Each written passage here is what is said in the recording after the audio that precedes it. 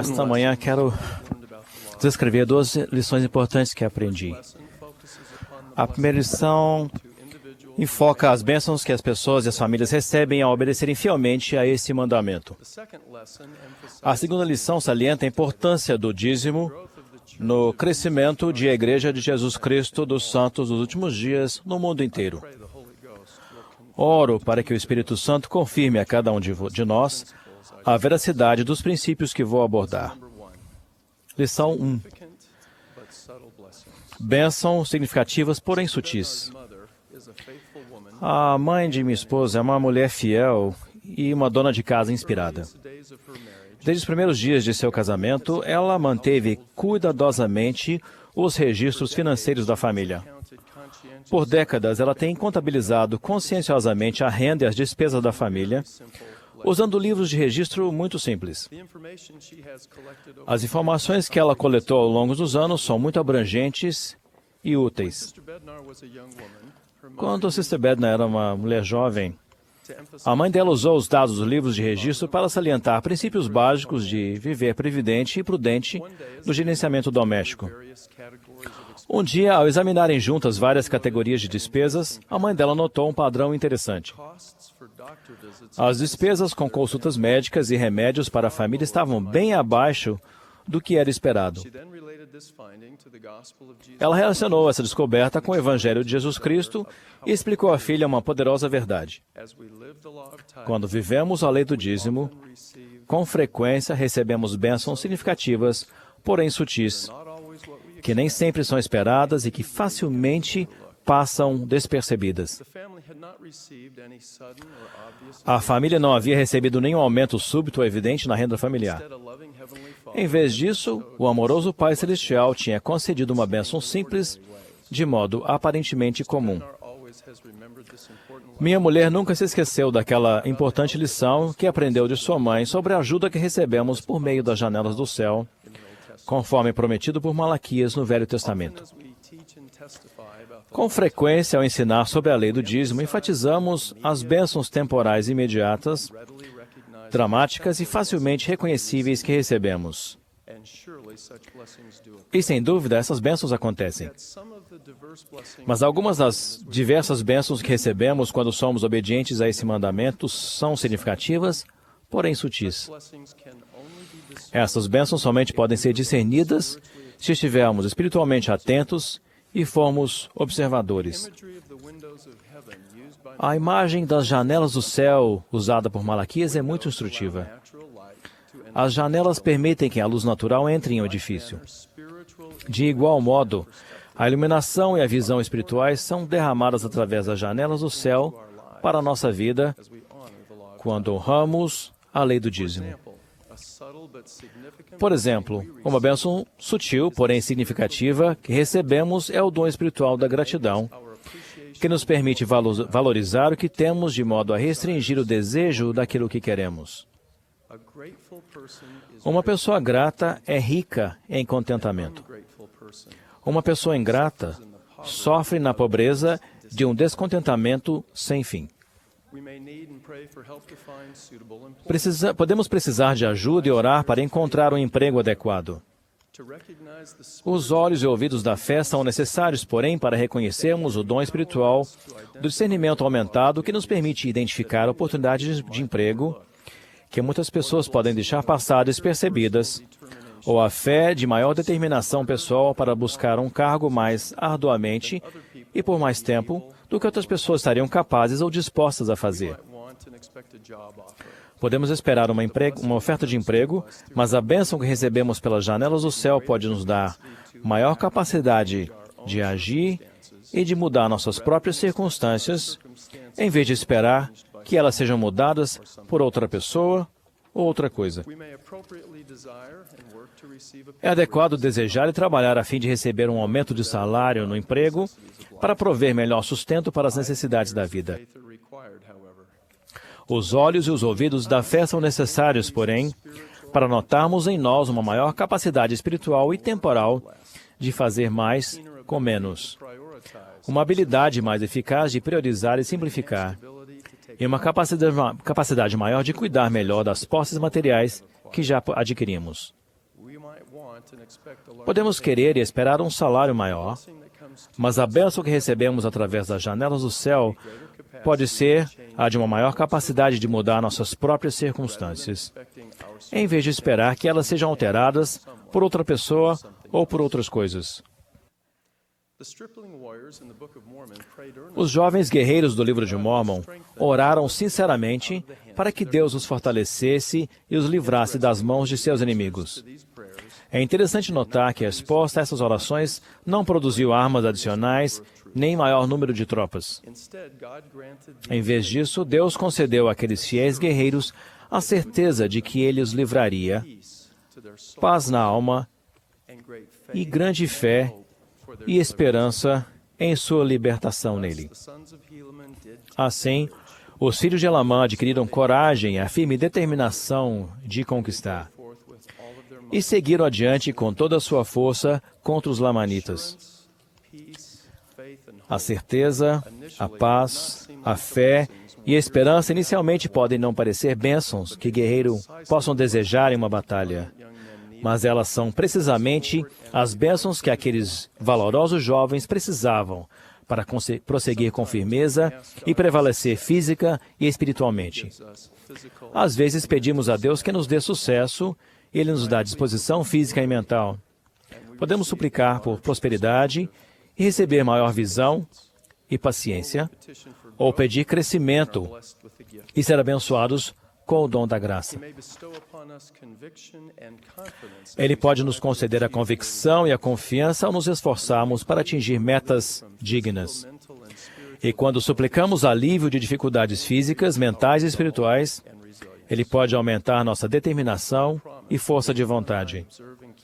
Prometo que à medida que vocês cumprirem e guardarem a lei do dízimo, realmente as janelas do céu serão abertas, e bênçãos espirituais e temporais serão derramadas a tal ponto que não haverá lugar suficiente para recebê-las.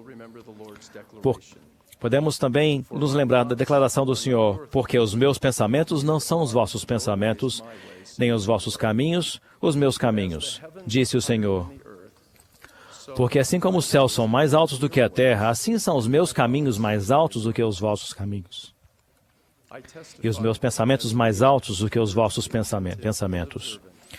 Testifico que se formos espiritualmente atentos e observadores, seremos abençoados com olhos que veem mais claramente, ouvidos que ouvem com mais consistência e um coração que compreende mais plenamente o significado e a sutileza da maneira de agir do Senhor, seus pensamentos e suas bênçãos em nossa vida. Lição número 2. A simplicidade da maneira do Senhor. Antes de meu chamado para servir como membro do Quórum dos 12, li muitas vezes em Doutrina e Convênios sobre o conselho designado para supervisionar e distribuir os fundos sagrados do dízimo. O conselho de distribuição do dízimos foi estabelecido por revelação e é constituído pela primeira presidência, o Quórum dos 12 Apóstolos e o Bispado Presidente. Ao me preparar em dezembro de 2004 para participar de minha primeira reunião daquele conselho, ansiei muito por aquela extraordinária oportunidade de aprendizado. Ainda me lembro das coisas que vivenciei e senti naquele conselho. Adquiri maior gratidão e reverência pelas leis financeiras do Senhor para as pessoas, para as famílias e para a sua igreja. O programa financeiro básico de a Igreja de Jesus Cristo dos Santos dos Últimos Dias, tanto para rendas quanto para despesas, está definido na seção 119 e 120 de Doutrina e Convênios. Duas declarações encontradas nessas revelações são o alicerce dos assentos fiscais da Igreja. A seção 119 simplesmente declara que todos os membros pagarão a 10ª parte de toda a sua renda anual, e isso será uma lei permanente para eles, para meu santo sacerdócio, diz o Senhor. Então, no tocante à distribuição autorizada dos dízimos, o Senhor disse: sua distribuição será feita por um conselho composto da primeira presidência de minha igreja e do bispo e seu conselho, e de meu sumo conselho, e por minha própria voz a eles, diz o Senhor. O bispo e seu conselho e o meu sumo conselho, mencionados nessa revelação, são hoje conhecidos como o Bispado Presidente e o Quórum dos 12 Apóstolos, respectivamente.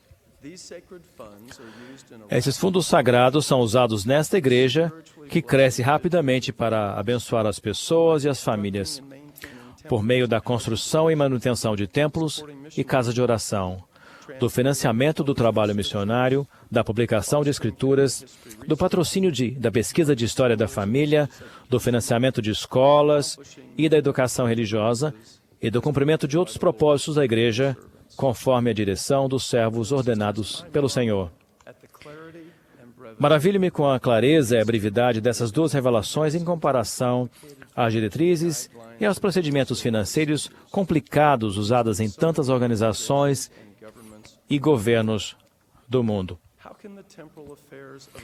Como é que os assuntos temporais de uma organização tão grande como a Igreja Restaurada de Jesus Cristo conseguem funcionar no mundo inteiro usando instruções tão sucintas? Para mim, a resposta é bem direta. Esta é a obra do Senhor. Ele é capaz de fazer a sua própria obra. E o Salvador inspira e dirige seus servos ao aplicarem suas instruções e trabalharem em sua causa. Naquela primeira reunião do Conselho, fiquei impressionado com a simplicidade dos princípios que guiavam nossas deliberações e decisões. Nas operações financeiras da Igreja, dois princípios básicos e imutáveis são seguidos. Primeiro, a Igreja vive dentro de seus meios e não gasta mais do que recebe. Segundo, uma parte da renda anual é separada como reserva para contingências e necessidades imprevistas. Por décadas, a Igreja tem ensinado a seus membros o princípio de separar uma porção extra de alimentos, combustível e dinheiro para emergências que possam surgir. A Igreja, como instituição, simplesmente segue os mesmos princípios que foram ensinados repetidas vezes a seus membros. À medida que a reunião progredia, desejei que todos os membros da Igreja pudessem observar a simplicidade, a clareza, a ordem, a caridade e o poder existentes no modo de agir do Senhor para conduzir os assuntos temporais de sua Igreja. Já participo do Conselho de Disposição de Dízimos há muitos anos. Minha gratidão e reverência pelo padrão do Senhor aumentaram a cada ano, e as lições aprendidas se tornaram ainda mais profundas. Meu coração se enche de amor e admiração pelos membros fiéis e obedientes desta Igreja de todas as nações, tribos, línguas e povos. Ao viajar pelo mundo, tomei conhecimento de suas esperanças e seus sonhos, suas diversas circunstâncias e condições de vida e suas dificuldades. Participei de reuniões da igreja com vocês e visitei a casa de alguns de vocês. Sua fé fortalece a minha. Sua devoção faz com que eu me torne mais dedicado. E sua bondade e sua obediência de coração à lei do dízimo me inspiram a ser melhor como homem, marido, pai e líder da igreja. Lembro-me de vocês e penso em vocês cada vez que participo do Conselho de Disposição dos Dízimos. Obrigado por suas boas qualidades e sua fidelidade a honrar seus convênios. Os líderes da Igreja Restaurada do Senhor sentem uma enorme responsabilidade de cuidar devidamente das ofertas consagradas dos membros da Igreja. Temos profunda consciência da natureza sagrada da oferta da viúva. E estando Jesus assentado defronte da arca do tesouro, observava a maneira como a multidão lançava o dinheiro na arca do tesouro. E muitos ricos deitavam muito. Vindo, porém, uma pobre viúva, deitou 2 pequenas moedas que valiam meio centavo. E chamando os seus discípulos, disse-lhes: Em verdade vos digo que esta pobre viúva deitou mais do que todos os que deitaram na arca do tesouro. Porque todos ali deitaram do que lhes sobejava. Mas esta, da sua pobreza, deixou tudo o que tinha, todo o seu sustento. Sei por experiência própria que o Conselho de Disposição dos Dízimos está muito vigilante ao cuidar da oferta da viúva. Expresso minha gratidão ao presidente Monson e seus conselheiros por sua liderança eficaz ao distribuir essa mordomia sagrada. E reconheço a voz e a mão do Senhor que apoiam seus servos ordenados do cumprimento do dever de representá-lo. O pagamento honesto do dízimo é bem mais do que um dever. É um passo importante no processo de santificação pessoal. Para aqueles de vocês que pagaram o dízimo, eu os elogio. Para aqueles que atualmente não obedecem à lei do dízimo, convido-os a repensar seu modo de vida e se arrepender. Testifico que, por meio de sua obediência a essa lei do Senhor, as janelas do céu serão abertas para vocês. Por favor, não procrastinem o dia de seu arrependimento. Presto testemunho das bênçãos espirituais e temporais que recebemos na vida quando vivemos a lei do dízimo. Presto testemunho de que essas bênçãos com frequência são significativas, porém sutis. Também declaro que a simplicidade da maneira de agir do Senhor, que é tão evidente nos assuntos temporais de sua igreja, proporciona padrões que podem nos guiar como pessoas e famílias. Oro para que cada um de nós aprenda a se beneficiar com essas importantes lições. No sagrado nome do Senhor Jesus Cristo. Amém.